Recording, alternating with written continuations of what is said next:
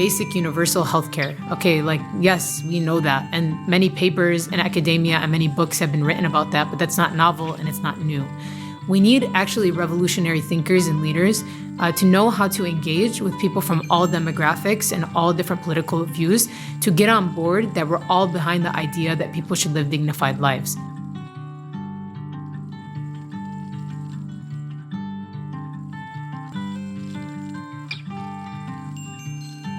Hi, I'm Nadine Jawad, and I'm a member of the 2020 Knight-Hennessy cohort. I'm a fourth-year medical student graduating this year and actually just recently matched. I imagine a world where healthcare is accessible to all, and all humans have dignity and high quality of life.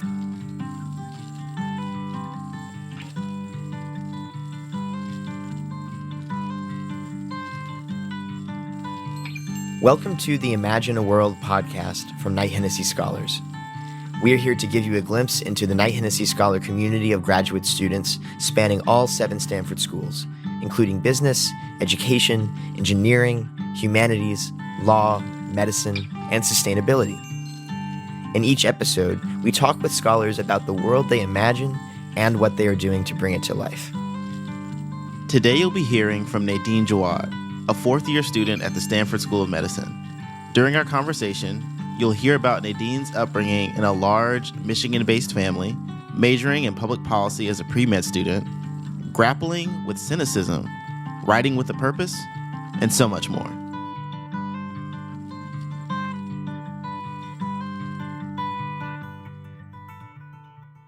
Hey, what's up, y'all? Welcome to another episode of the Imagine a World podcast. I am your co-host, Willie Thompson, a member of the 2022 cohort at the business school. Going to be at the ed school next year. I'm joined by my phenomenal co-host, as always, Taylor Goss. That's me. That is him. Music technology all day. Yeah, 2021 cohort, music technology and public policy. There it is. And we have the distinct pleasure, the honor, actually. Sincerely. A sincere honor of having Nadine Jawad on the pod. Nadine, how are you doing today? I am well, just on the end of the med school vibe, so just a bit tired, but first day, or I guess second day of Ramadan now, so my spirits are much better than they were before this week.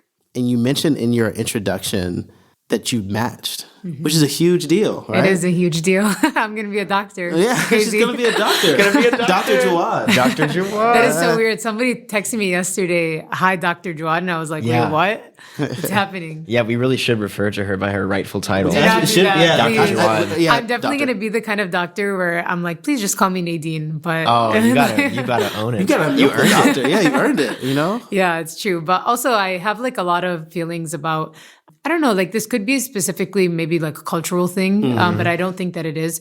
But I think there's too much prestige associated with becoming a physician. Like I think that doctors, sometimes there's unfair power dynamics. And for example, like why do we have to wear a white coat? I don't know. I've never worn mine. I don't care. So yeah. But anyways, thank you. I am newly almost Dr. Jawad. Oh, of course. That's so exciting. It is super exciting. We're proud of you. Thank you. Yeah.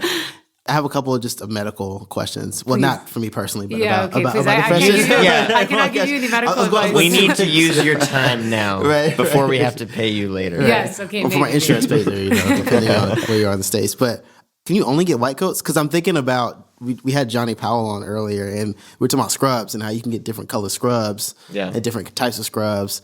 But it sounds like you can't wear like a black coat or a brown No, coat. so there are different types of white coats though. So you have a short coat or a long coat, and long coats are for people who finish medical school and are practicing physicians. Okay. But at Stanford, everyone wears a long coat because they don't want to differentiate between, like, we're all part of the care team, so we should all have the long white coat.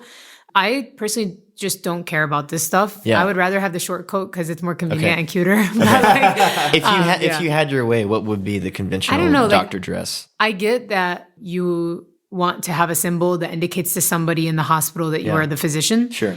But I just wear normal clothes. Like if I'm in clinic, I wear normal clothes. And if I'm in the hospital, I wear scrubs, but anyone can wear scrubs. I don't know. I just don't care about these things. Yeah.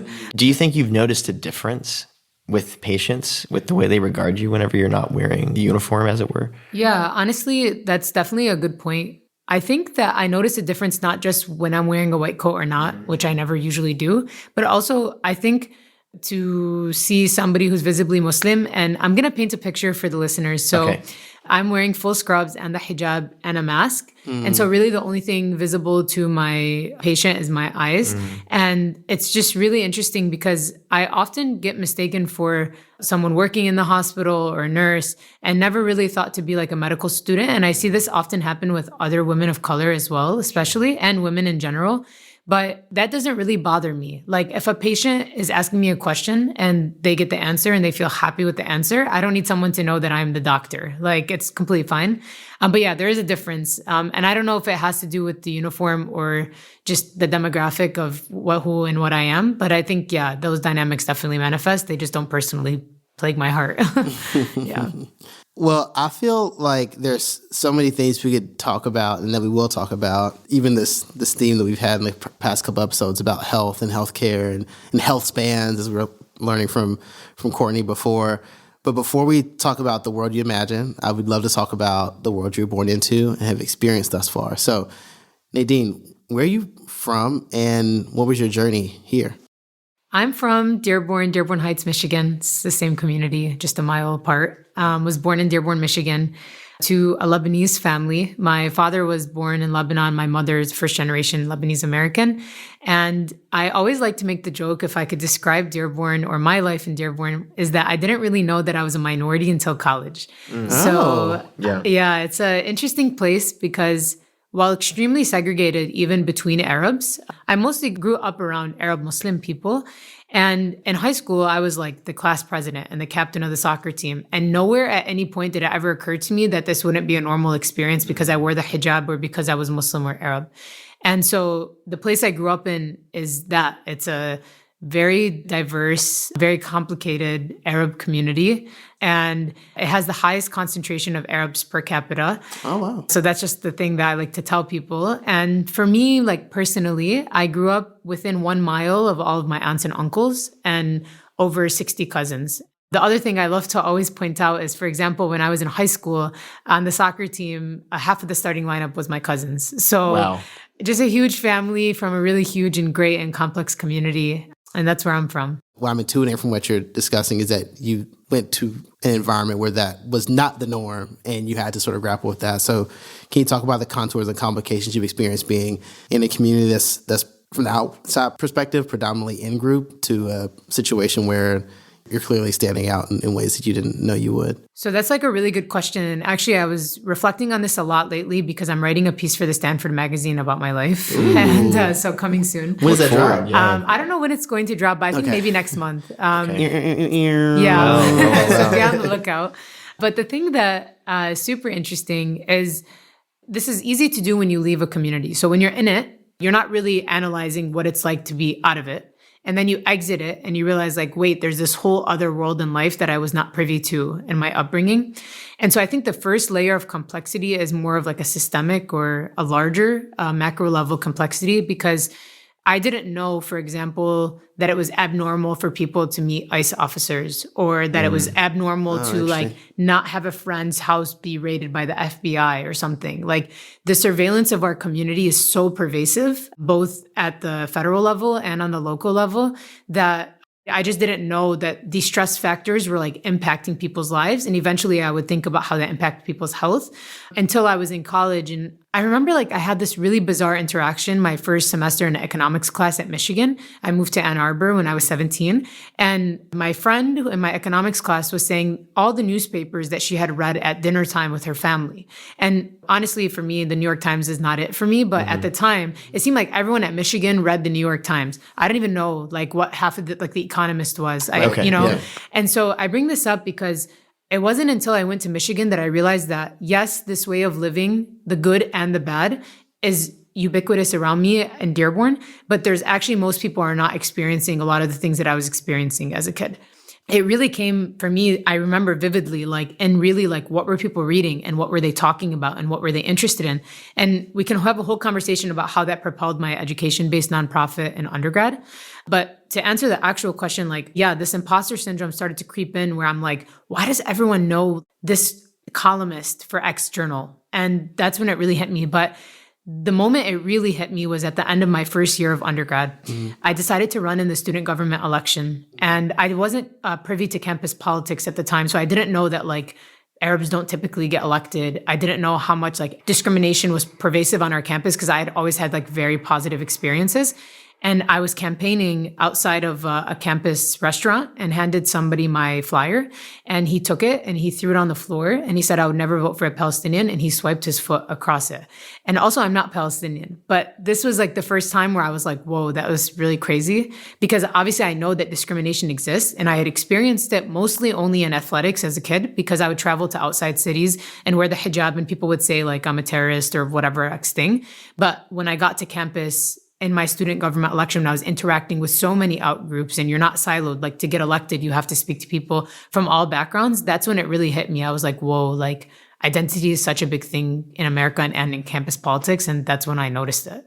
That resonates with me though. I think going to college and there's almost this tacit knowledge that exists. Yeah, what's the canon? Yeah, like the canon that people are familiar with. Yeah, that's a good way to put it because, hearing Kay and Lydia talk about like canon and like what's in a canon and that's like a really good way of thinking about thought. Exactly, yeah. And I feel like that. I felt that in college because I also did not know what The Economist was until I got to college, and I foolishly tried to read The Economist like the full thing in a week. I'm like, oh, you just read this like a book. Like, why can I finish The Economist? And they were like, oh, it's because it's not meant to be read like a book. I was like, well, thank you. I didn't know that. I didn't know I had optionality in my reading selection, but that's a really profound reflection there. So going to Michigan, go to UMich, go Blue. You guys are national champions. Michigan's the best school, by the way. Just shout out. But no comment. Yeah, no comment. I'll let you and Emily enjoy this for now. Can you tell us more about what happened as a result of that election, and then what led you to then choose public policy as a major, and how did that set you on a path to getting to Stanford? Yeah. Okay. A lot to unpack. So if I'm going too much, just tell me stop. But Never. I guess the gist of it is I lost the election by 38 votes or something very, very minimal. Like 58, 38. It was like something like a small amount. Did it get sent to the Supreme Court? Did not. I'm not that important. No. Nobody was rooting for me that hard. But so that happened. That was the end of first year. The next year, Trump got elected. And I was still very upset with campus climate and the whole political world. And I was realizing that I was trying to study biology or neuroscience to become a physician. And I can remember the exact day of talking on the phone with my brother. He's a few years older. He had studied economics at Michigan. And he said, why do you need to be basic? Like, you're not basic. You don't need to study biology to become a doctor. Like, you can study anything. Have you heard of the Ford School? And I was like, yeah, I'd heard about it, but I really didn't think about it. Nor did I feel like I met any of the qualifications. I did student government, but I'm like, what can I give to a public policy program? But I read the application and I applied, and they thought I had something to offer. And I was the only pre-med in my program, and they accepted me, and it was a life-changing opportunity.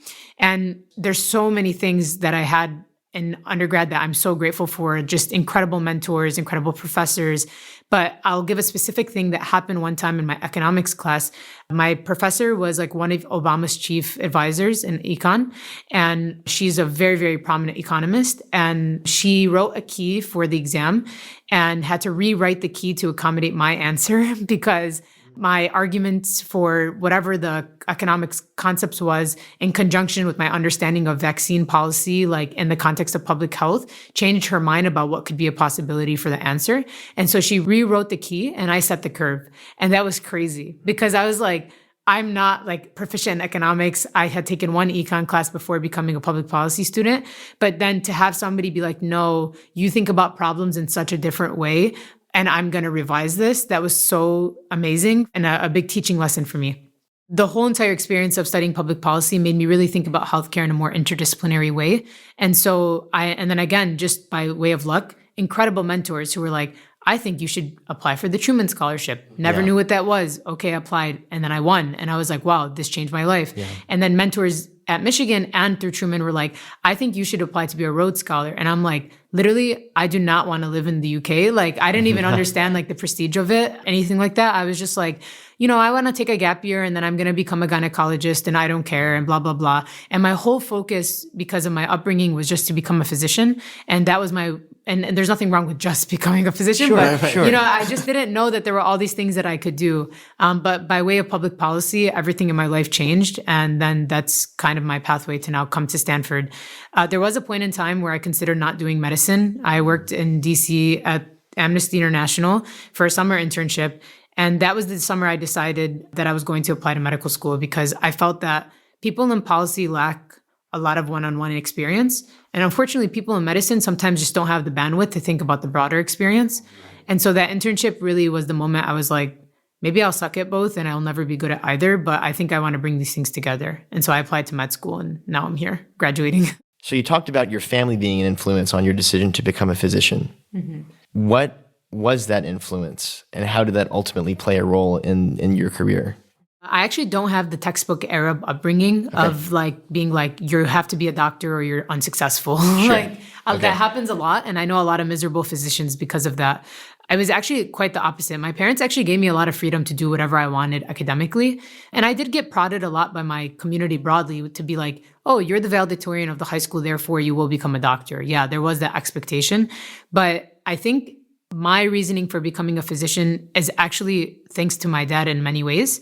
So the first thing is, I used to want to be a cardiothoracic surgeon. If anyone knows me now, I absolutely hate the OR. I don't even like working in a hospital. I'm not going to. So I don't know where I got this idea. I think from like Grey's Anatomy, probably. Right. Christina Yang. I remember telling my dad, I want to become a cardiothoracic surgeon, but I don't want to be 40 and start my career. And my dad said, you can be 40 and a cardiothoracic surgeon, or you could be 40 and wondering if you want to be a cardiothoracic surgeon. So just become a surgeon. Huh. That kind of made me think about like timelines differently than what's traditional, I think, for people in my background. And then I think the second piece came actually later when I was working on the divestment resolution for BDS at my institution.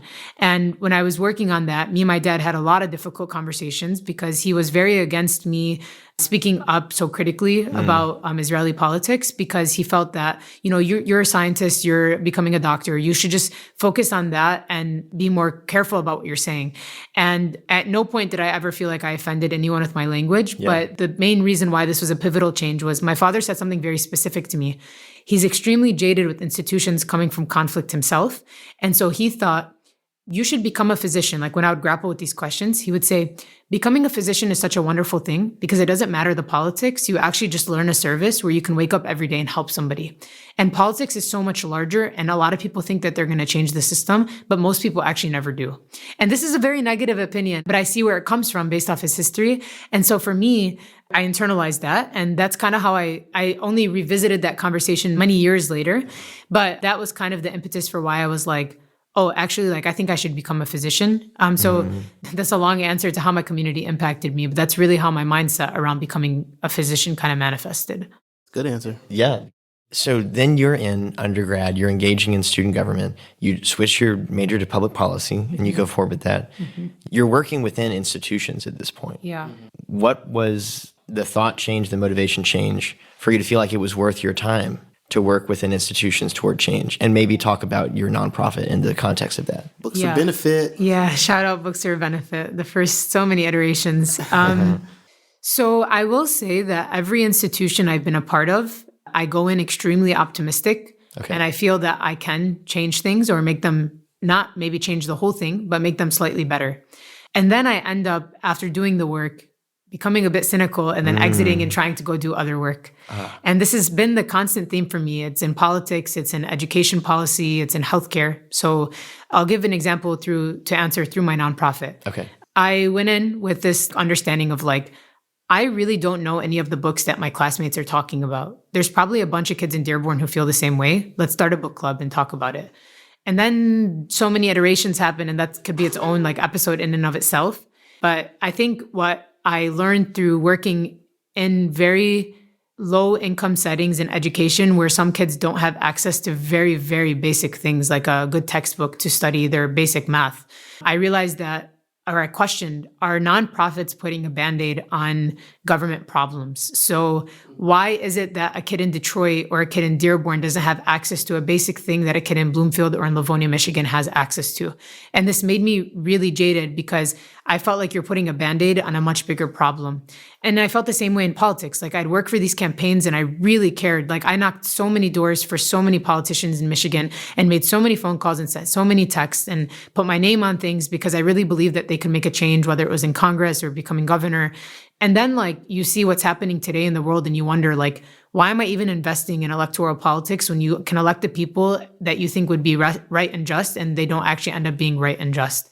But I guess my conclusion though, and to answer the question about, you've worked within them, I still think that we owe it to try. I think it's okay to enter and exit. I don't think you need to make it a lifelong struggle to always feel like you need to solve every problem in every institution that you're a part of. But if you're present somewhere and you have a skill set or a mindset or a thought that you think that can do something and make something marginally better for others, do it. And this is why I loved student government. Like at Michigan, David Schaefer is the student body president when I was at Michigan, and he's also a law student here. He's one of my best friends. Oh, amazing. Yeah, he really believed that. And I feel like when we did student government together, it's like, you have like hundreds of thousands of dollars to do something. Buy calculators for students who can't afford them for their math classes, help people get suits for their interviews, pay for preparations for low-income or first-gen students to do certain interview preparation stuff. And so I do feel like we made an impact. And I feel like in all of the things that I've been a part of, there was some impact. And so that's why I continue to try to make institutions better, even though I'm cynical. I love that. And we'll get to your Imagine World statement in a second, because I do think even having heard you describe some of this so far, it's very evident how all of your life influences are culminating in the statement you made at the beginning of the pod. And I just personally would love to hear your thoughts on how do you temper cynicism? I think that's something that is extremely easy. It's almost, I'll never forget our cohort retreat, our 2022 cohort retreat at Silomar. And we were talking about the community guidelines that we wanted to have as a scholar. And so Serena mentions this wonderful norm of removing cynicism from how we engage with one another, because the way the world works, cynicism is sort of the thing that helps prove that you can provide value to the world by like poking holes into things and sort of being cynical about them. And I found that very profound and very comforting to be in a space where cynicism doesn't need to be the default, or cynicism doesn't need to be the center, I guess, is what I'm getting at. So I'm wondering for you, how do you temper cynicism, especially when you couple it with experience that almost forces you to become more cynical because of what you see? So you're asking me this at a time where maybe I'm my most cynical about engaging, for example, in political institutions. After watching for the last 5 months, many, many children, women, innocent civilians dying in Gaza. And when I say that I'm nothing like compared to what other people are experiencing, but what I know is that if this has made me this sad, I can't even imagine the sadness that people living near there or have family there are experiencing. And my family's in Lebanon, so they're also experiencing their own stuff. And I bring this up because even though I'm really sad, and even though I almost literally gave up on any idea that there would be something better, for me, and this might not be a popular answer, but I believe because I'm a Muslim and because I have a larger kind of divine role that I think is played in all of these like human day-to-day things, I realize that I combat my cynicism, or I combat my desire to basically be complacent or not do anything, with recognizing that the only thing I can control is every single day I show up to do something small. And I see that and the impact that I have with my peers and the people around me and the work that I do here and internationally in Palestine and in Lebanon. The way I think about it is that if every person shows up when they can to their capabilities in some way, in a positive way, I do think we can make the world a little bit better.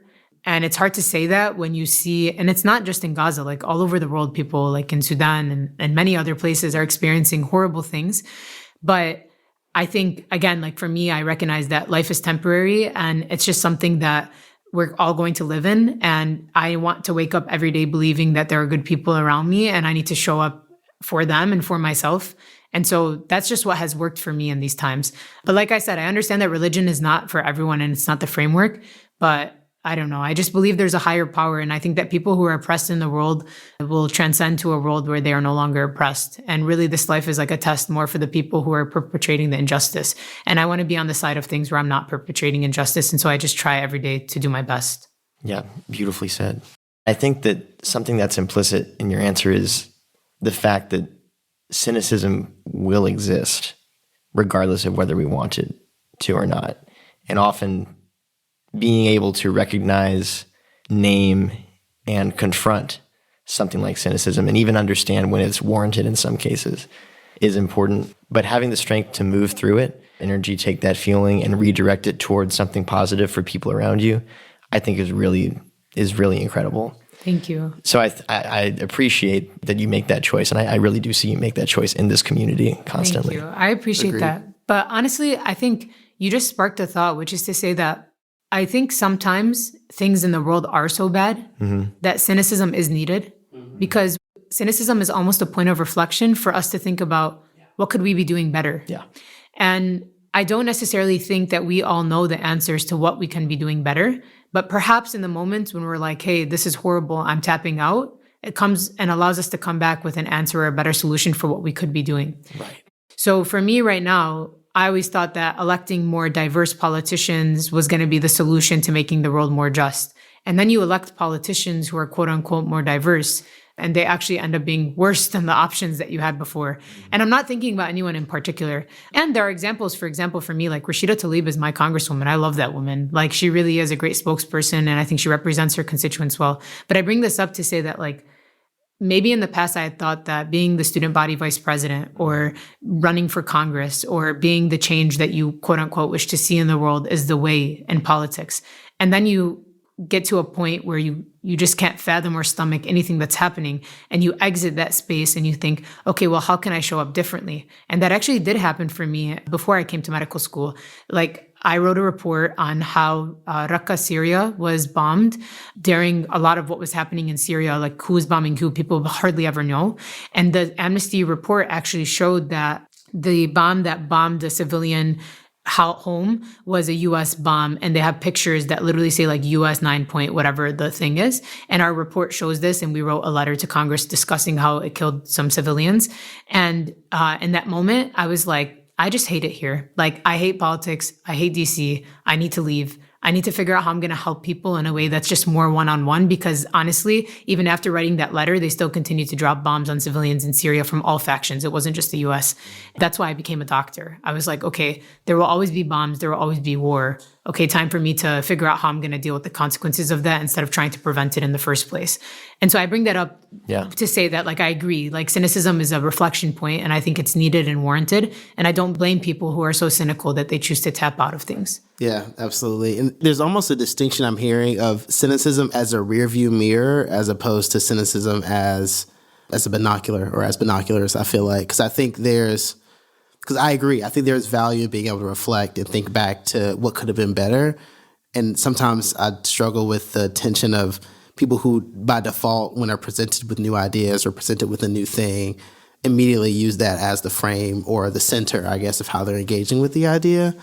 But it's definitely it's a worthwhile thing to think about the role of cynicism and how it should be used and could be used to make us better. I want to maybe use that as a transition a little bit, because something I'm not cynical about is your imagined world statement.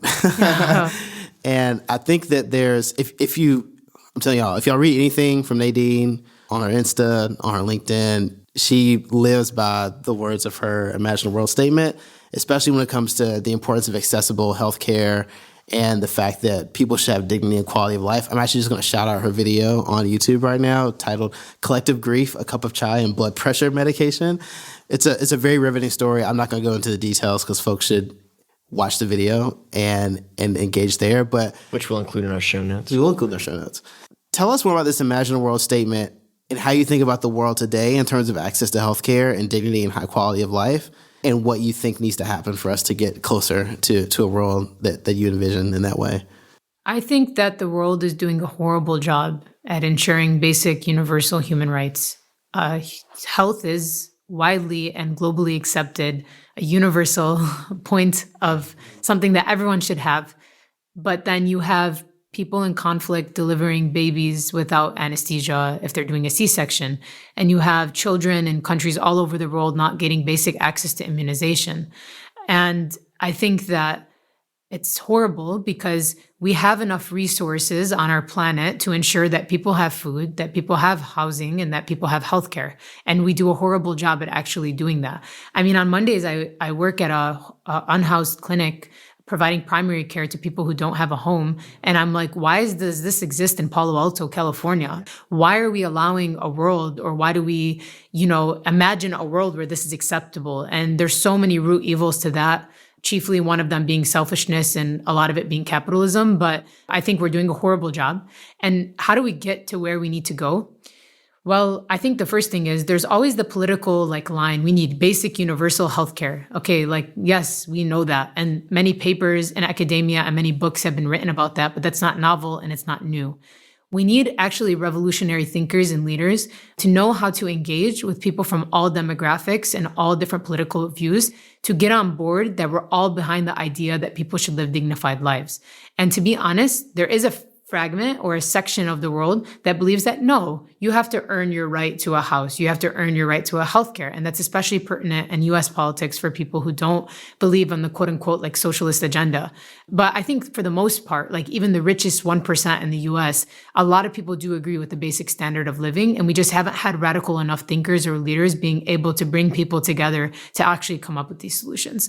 I wrote this in my essay, and I don't know if I cut it, but I'm going to say it here, the Stanford Magazine essay, but the solutions are actually quite easy. People need basic primary care. It's really not that difficult. But why don't we pay primary care doctors a good salary? Why do we have such a fragmented healthcare institution when it comes to health insurance? Why don't people know how to access their primary care? Why don't we teach people this in high school in their health education courses? What is my health and how do I access my physician? There are so many things that we could be doing to make basic primary care more accessible.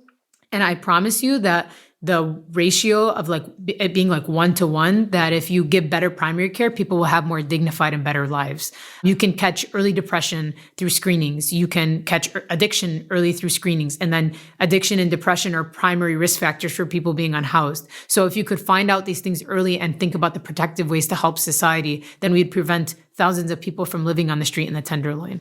And so, yeah, I think we're doing a bad job. But I think that we can do, and I will hopefully be one person that is working towards doing a better job. And I think, unfortunately, because of the way that corporate society works and greediness in our world has manifested, I don't know that in my lifetime I'll ever see universal healthcare for all. But I think that's the world that I imagine. And that's how I want to spend my career.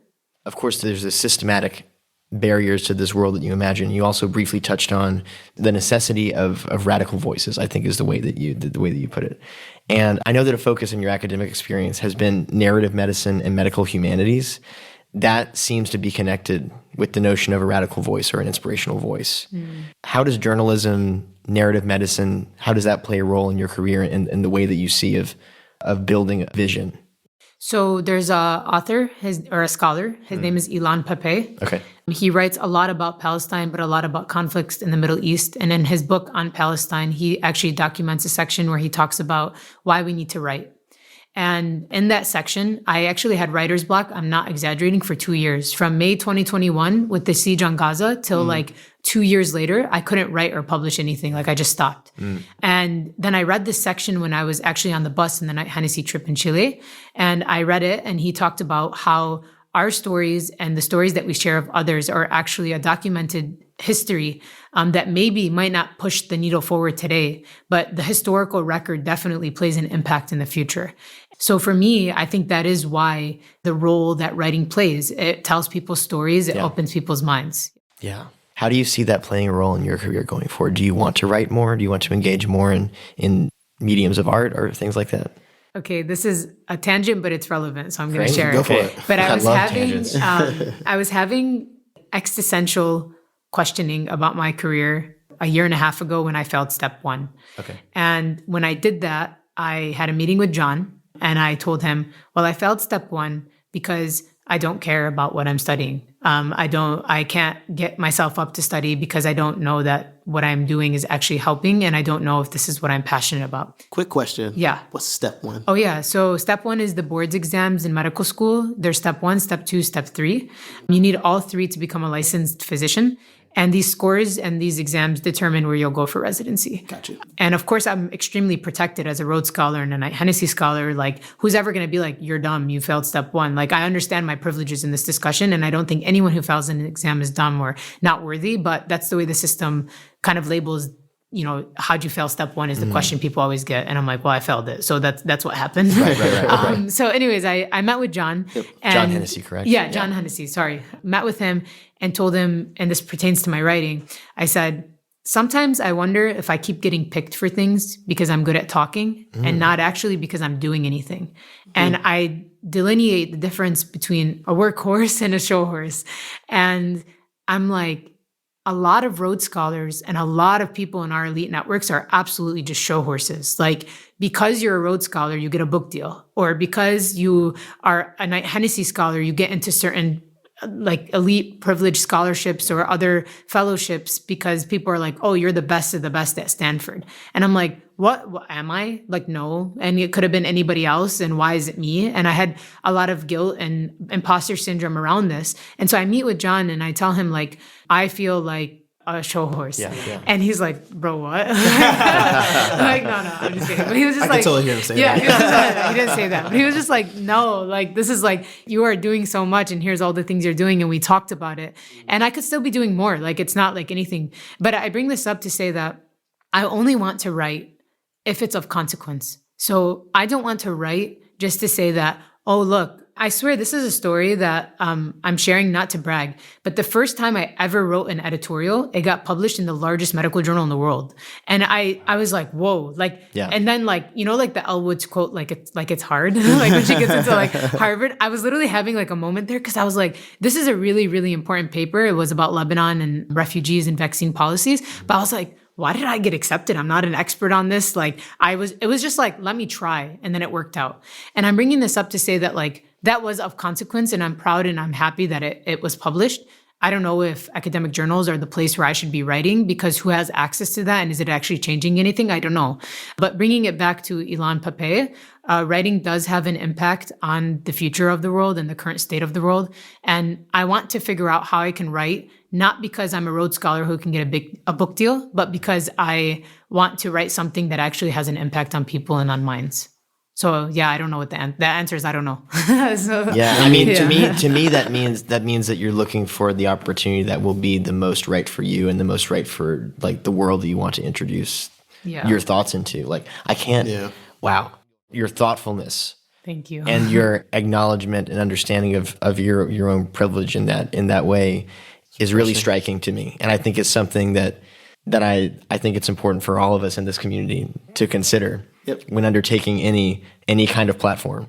So yeah, thank you for speaking on that. Yeah, and I would just say, two things that come to mind from that reflection. And one is, it is reality, right, that the proximity to these positions and institutions of privilege sort of breeds this like heuristic of substance, right? People sort of see Truman, Rhodes, Knight-Hennessy, and then it's very easy to use that as a heuristic for being like, oh yeah, person of substance. Like they know how to do things in an effective way. And it's basically calls into question this, or it reminds me rather of this quote from the sixth president of Morehouse College, Benjamin Elijah Mays, who used to fairly often quote in Morehouse for a bunch of different things. But one thing he used to always tell students was like, it's not failure, but low aim that is sin.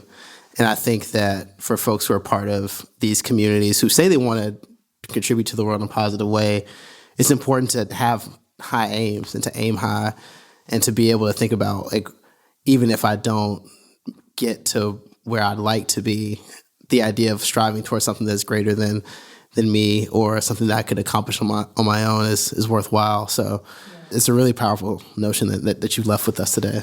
I actually have something to respond to that, which is, who made Stanford or Harvard students the experts on designing nonprofits or solving the world's problems? Like, when I went to Michigan and I built my nonprofit, many iterations, I co-built it. It wasn't just me, like people were helping, but it was an organization that I put my soul into. And I realized that there were people who never went to college and were running nonprofits in my hometown that were doing a much better job at running a nonprofit than me. And I guess what university does bring to you and what these opportunities and these privileges provide is we do have a unique perspective because we have access to people from all sorts of backgrounds that a lot of people in my hometown just simply do not have. So I think the idea is, yes, like you have a more different life experience by interacting with different ideas. But I guess like for me, I just like constantly I'm reflecting on like why do I have an opinion on this? Who am I to say? And I think that a lot of us would be served better if we actually questioned ourselves, because I do think there is that heuristic. And I think that there's a self-fulfilling prophecy that you see, even if you just tell a first grader that they're smart, they start performing better on exams. So yeah, there's a lot to say about that. But yeah, I tried to be intentional about it. You know, Nadine, something that I see you do very frequently in the Knight-Hennessy community is both express yourself really thoughtfully and kindly within the community, and also extend your reach beyond beyond this Knight-Hennessy community for activism and fundraising and awareness raising for issues in Lebanon and Gaza and issues all over the world. Do you think of yourself as an activist, and is that part of your identity? When pursuing and raising awareness for the pursuit of social good in the world, how do you balance reckoning with atrocity and seeking joy and fulfillment in your own life? Okay, so I want to start by first addressing the question about, do I identify as an activist? I absolutely and wholeheartedly believe that I am.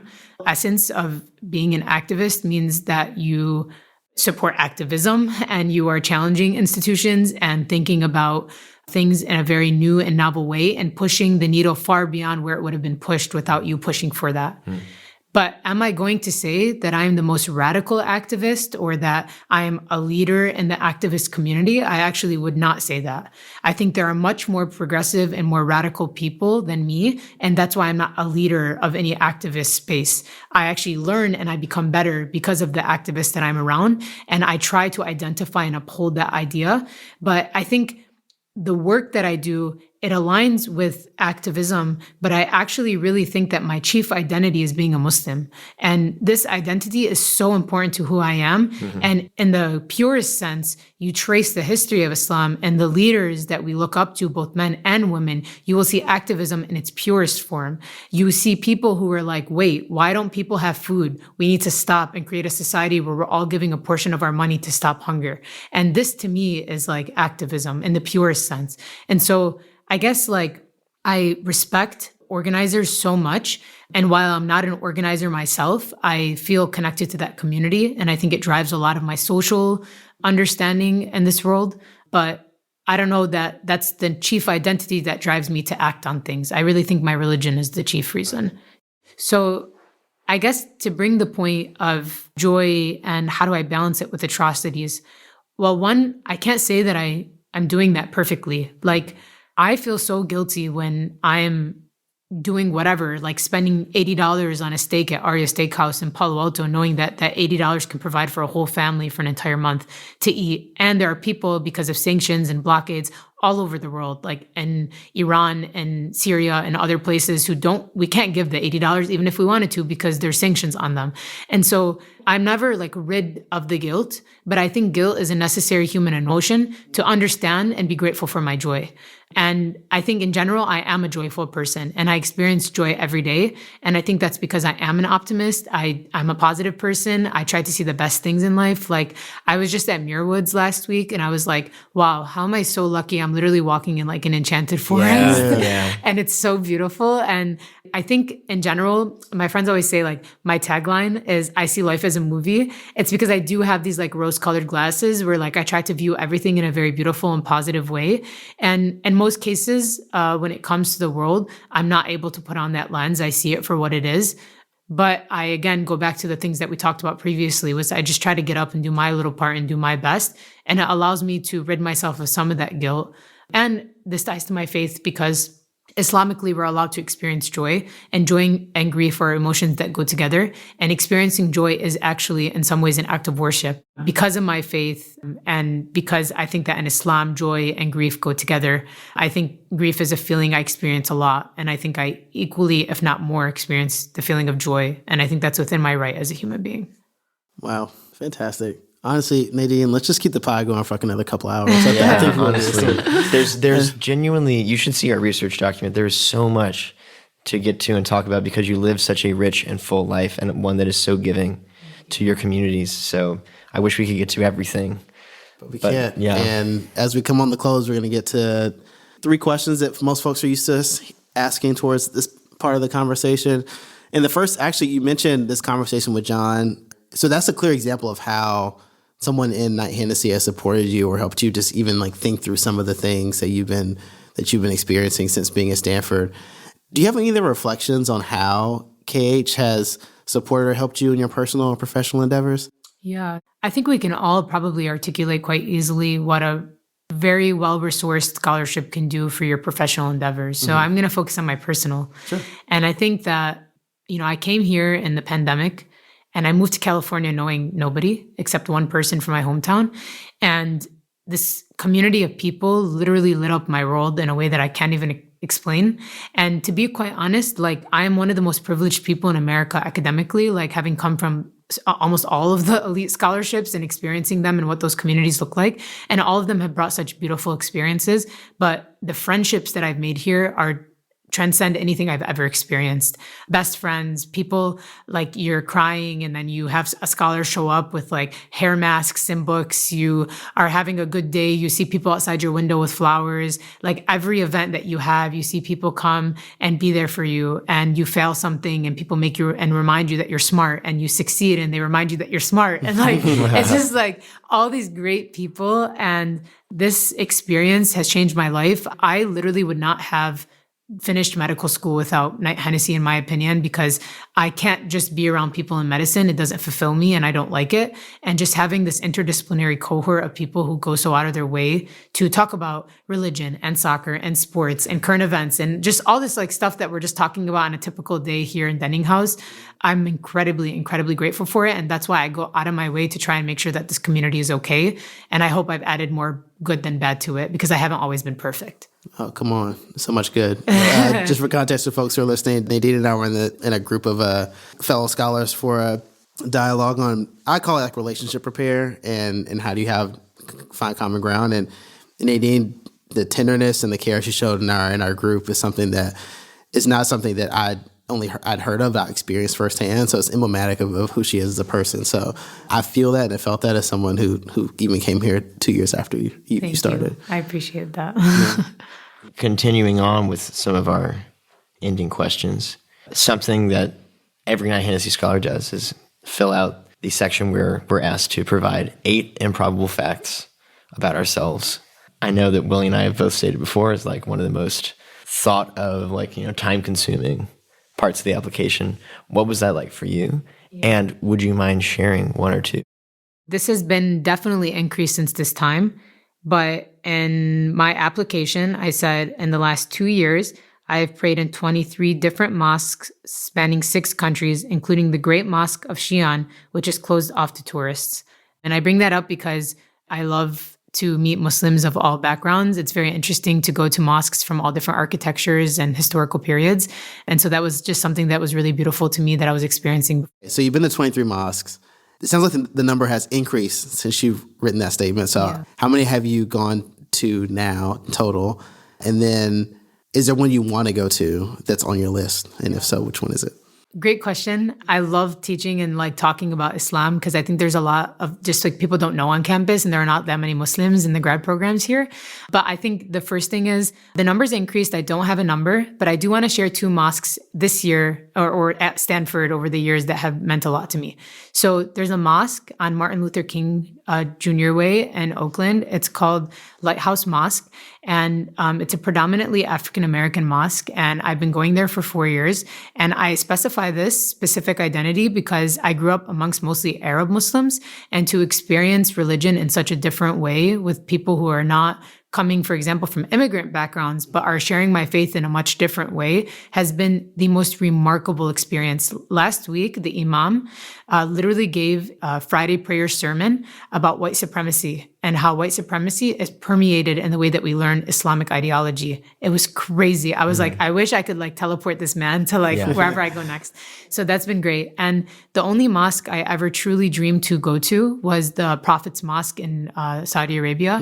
And this past winter break, Selma and I actually made the pilgrimage to Umrah, and we got to go to Mecca and Medina, which are the two holiest cities in Islam. And so the mosque that I really wanted to go to, I actually got to do that this year, thanks and with Selma. So that was a really great experience. Yeah. That's amazing. And in closing, would you have any advice or thoughts for people who are thinking about applying to the Knight-Hennessy program? Oh, for applicants. Wow. Okay. I guess my piece of advice, and I give this for all scholarships, so maybe this isn't unique enough to Knight-Hennessy, but when I wrote my Knight-Hennessy application, when I finished writing the essay, I was like, mic drop, that was the best essay I ever wrote because, I never think about what I have to write to win. I use scholarship and fellowship applications as a means to understand myself. When you're writing these scholarship applications, actually, like quick anecdote, like when I wrote the Truman, on the first round, I actually didn't get picked. And then they said, just kidding. And they brought me back, which was like crazy. But when I wrote the application, I was like, okay, this is the first time I'm interrogating, like, why am I becoming a doctor? And what kind of doctor do I want to be? And where do I want to go? And what city do I want? Like, I don't know. I never thought about this stuff. I just was pre-med my whole life.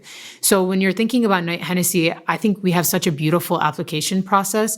And I could imagine that if you're writing an application and you put so much thought into it and then you don't get it, I had it for that brief moment with the Truman. And I know that's so privileged, but like, I still benefited so much. And when I didn't get the news that I wanted for that experience or for other experiences, I realized that like I had grown so much just through trying. And so I think everyone should throw their hat in the ring. And I think everyone should try to use this as a reflective space to grow. And I think it's a really beautiful application, and good luck to everyone. It's a life-changing experience. I mean, it's a life-changing experience regardless of the acceptance, right? I mean, it sounds like what you're saying, right? Yeah. Or regardless of the decision. I think that's something we've heard. At least I've heard and tried to tell people about the fellowships, like they're well-designed self-life reflection questions, for you to say, what do I want to do in my life, and how does the scholarship help? But you never know what kind of clarity that provide for you in the interim. I guess I'm going to leave that with a quote. My mentor from Michigan told me that you can't ever lose a scholarship, you can only win one. And so that's a really good point because you're still going to do the work you want without this. And then if you win it, great. But if you don't, I mean, that's fine. You're still going to do the work. And so you have nothing to lose by just reflecting and trying to fill out the application as honestly as possible. That's great advice. It's fantastic advice. And I'm so glad that you lived by that advice and came here. I just got to say, as we leave listeners here, I've really been looking forward to this episode, spending some time with you, because I always feel so appreciated and so cared for by you. We've had some fun experiences. I'll tell an anecdote as briefly as I can. We were both on the Knight-Hennessy Chile study abroad trip that you mentioned briefly earlier. And we experienced an unexpected layover for one day in Santiago, Chile. And we got off, left the airport with our big bags flying down to Patagonia and spent the day traveling across the city. And it was so lovely to spend that time with you. And in particular, one experience that I will never forget for the rest of my life. This is one of the most memorable days I spent in my life with you and with our fellow scholar Fauzan. It was Friday, and the three of us went to the largest mosque in Santiago. And I had never been to a mosque before, and I had never participated in Islamic faith service. And the two of you were so welcoming to me and really made that an incredibly meditative and mindful experience for me.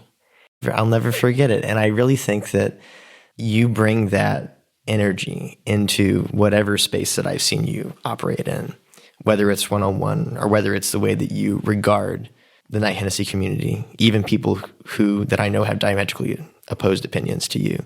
And I'm so grateful that we have you in this community and that I've gotten to meet you and that I had that lovely day with you. Oh, Taylor, I'm about to cry. I know. Yeah. That was one of my best days too. Yeah, but yeah, thank you for being on this podcast with us. It has been such a pleasure to hear, and I'm so glad that people listening will get to hear your story. But yeah, we just really appreciate you. Yeah, of course. It's been a privilege and an honor, and yeah, it'll be good to see the community participate in an iftar soon. They're really great, and it's a really good time to engage with another community that's a part of the broader community that we live in. And actually, before we end, you said you matched like also. Where are you gonna be? Jeez, we really buried the lead. This came out of nowhere. I wasn't planning to be there, but here we are, homegrown. I'm going back to Detroit for a year. Okay. I'll be at Henry Ford Hospital doing a transitional year. It's a very much a community-focused program. My long-term goal is to become a preventive medicine doctor, but preventive medicine we don't match until intern year. So I'll be in Detroit, and actually I'll be organizing a trip for scholars to come to Dearborn. So I hope, it'll be great, and I hope both of you will come join us and learn more about my community. That'll be fun. From the Ford School of Policy to the Ford Hospital. Yeah, exactly. It's a full circle moment. Well, Nadine, thank you so much. We're so privileged and blessed to have spent this time with you, and we're so grateful for it. So thank you so much. Thank you.